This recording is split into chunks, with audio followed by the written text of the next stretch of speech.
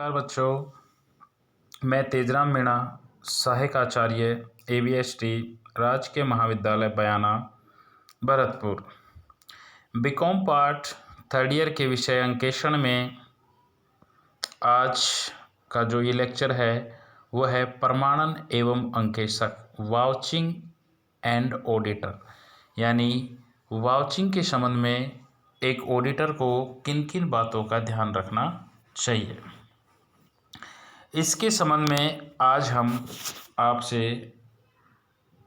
आपको बताएंगे, हम अध्ययन करेंगे कि प्रमाणन और अंकेक्षक यानी ऑडिट, वाउचिंग एंड ऑडिटर, प्रमाणन के संबंध में अंकेक्षक को कुछ महत्वपूर्ण बातें हैं, उनका ध्यान रखना चाहिए। मैंने यहाँ आपको 7 पॉइंट दिए हैं। पहला है प्रमाणकों का उचित रूप से फाइल होना। प्रमाणन प्रारंभ करने से पूर्व अंकेक्षक द्वारा यह देखना आवश्यक है कि प्रमाणक प्राथमिक लेखों की प्रत्येक पुस्तक के लिए अलग अलग और क्रमानुसार फाइल किए गए हैं अथवा नहीं। यदि ऐसा नहीं है तो सर्वप्रथम अंकेक्षक को इन प्रमाणकों को प्रत्येक पुस्तक के अनुसार अलग अलग फाइलों में लगाने तथा तिथि अनुसार नत्थी करने का आदेश देना चाहिए। उसे तब तक कार्य प्रारंभ नहीं करना चाहिए जब तक कि ऐसा न हो गया, अन्यथा प्रत्येक प्रमाण पत्र की खोज में अंकेक्षक का समय नष्ट होगा और साथ ही प्रमाण पत्रों को दोबारा दिखाकर छलपकट करने की संभावना हो सकती है। तो प्रमाणन करते समय सबसे पहले अंकेक्षक को प्रमाणकों को उचित रूप से फाइल करवाना चाहिए। ये सबसे पहले बात उसको ध्यान में रखनी है। नंबर 2 पर है प्रमाणकों की जांच के संबंध में परीक्षण जांच प्रणाली को अपनाना। नंबर 2 पे है प्रमाणकों की जांच के संबंध में परीक्षण जांच प्रणाली को अपनाना। यानी प्रमाणन करते समय इतनी सावधानी और सतर्कता की आवश्यकता होती है और यह कार्य इतना विस्तृत होता है कि प्रत्येक लेखों का प्रमाणन करना बहुत कठिन कार्य होता है।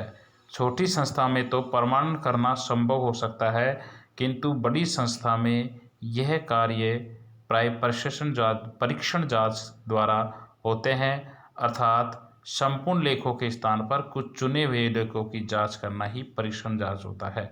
अंकेक्षक को परीक्षण जांच वहीं करनी चाहिए बच्चों जहां आंतरिक नियंत्रण प्रणाली सुदृढ़ एवं संतोषजनक हो। यदि ऐसा नहीं है तो उसे विस्तृत जांच करनी चाहिए और संपूर्ण लेखों की जांच करनी चाहिए। दूसरा बात ध्यान रखनी है, प्रमाणकों की परीक्षण जांच तभी करनी चाहिए अंकेक्षक को जब वहां आंतरिक नियंत्रण प्रणाली सुदृढ़ हो, अन्यथा नहीं, क्योंकि परीक्षण जांच है वो अंकेक्षक का कार्य कम कर सकते हैं लेकिन उसके दायित्व को कम नहीं कर सकती। तीसरा है प्रमाणन के संबंध में तीसरी बात उसे क्या ध्यान रखनी है अंकेक्षक को, प्रमाण पत्रों का लेखों से मिलान करना। यानी संपूर्ण लेखों की जांच अथवा परीक्षण जांच का निर्णय लेने के बाद अंकेक्षक को लेखों की प्रमाणकों के आधार पर जांच करनी चाहिए। इसलिए सर्वप्रथम मूल प्रमाणक तलाश किया जाता है। मिलान करते समय निम्नलिखित बातों का ध्यान रखना चाहिए। यानी लेखों का मिलान करते समय सर्वप्रथम अंकेक्षक को देखना चाहिए कि लेखों में वही तारीख हो जो प्रमाणकों में है, वर्ष भी वही होना चाहिए जिसका अंकेक्षण किया जा रहा है। दूसरी बात, लेखों में लिखी गई रकम प्रमाण पत्र की रकम से मिलनी चाहिए। यदि इसमें अंतर है तो छानबीन भी उसे करनी चाहिए। तीसरी बात, प्रमाण पत्रों का विवरण पत्रों में लिखे हुए सौदों के विवरण से मिलान होना चाहिए। और उपर्युक्त तीनों बातों को ध्यान में रखते हुए मूल प्रमाणकों का लेखों से मिलान करने के बाद यदि अंकेक्षक अन्य गौण प्रमाणक देखना चाहता है तो वो देख सकता है। परीक्षण जांच होने पर तो अंकेक्षक को गौण प्रमाणक देखने ही चाहिए। वैसे भी कुछ व्यवहारों के गौण प्रमाणकों की पुष्टि अवश्य कर लेनी चाहिए। नंबर 4 ध्यान रखना है अंकेक्षक को प्रमाणन के समय मिलान करते समय प्रमाणकों की जांच संबंधी विशेष बातों को ध्यान रखना। जांच करते समय प्रमाणकों की जांच किस प्रकार करनी है उसको देखना है। प्रमाणक उसी संस्था या व्यापारी के नाम होने चाहिए जिसके हिसाब किताब का अंकेक्षण किया जा रहा है। नंबर 2 है, प्रमाणक व्यापारिक लेन देनों से संबंधित होने चाहिए, उनसे संबंधित है या नहीं ये भी देखना चाहिए। तीसरा है, प्रमाणक की तारीख उसी अवधि के अंतर्गत आती है या नहीं जिसका अंकेक्षण किया जा रहा है, कहीं ऐसा तो नहीं कि कोई पुराना प्रमाणक दिखा जा रहा हो। बच्चों, प्रमाणकों के संबंध में नेक्स्ट ध्यान रखना है, सभी प्रमाणक छपे हुए फॉर्म में होने चाहिए। और नेक्स्ट है, प्रमाणकों की रकम को जांचना चाहिए।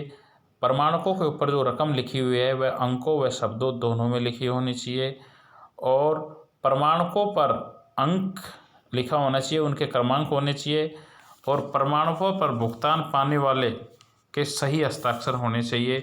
यदि प्रमाणक किसी फर्म या कंपनी के द्वारा दिया गया है तो हस्ताक्षर के नीचे हस्ताक्षरकर्ता का पद या फर्म या कंपनी की मोहर भी लगी होनी चाहिए। नेक्स्ट, प्रमाणक किसी उत्तरदायी कर्मचारी द्वारा सही प्रमाणित होने चाहिए। और ध्यान रखो बच्चों, यदि प्रमाणक भुगतान के संबंध में है तो 5,000 से अधिक की रकम होने पर भुगतान पाने वाले के हस्ताक्षर के साथ 1 रुपये का रसीद टिकट भी लगा हुआ होना चाहिए तथा यदि किसी प्रमाणक में कोई विवरण कटा हुआ है तो अंक कटे हुए हैं तो उसको उचित अधिकारी के द्वारा हस्ताक्षरित होना चाहिए। ध्यान में रखो बच्चों।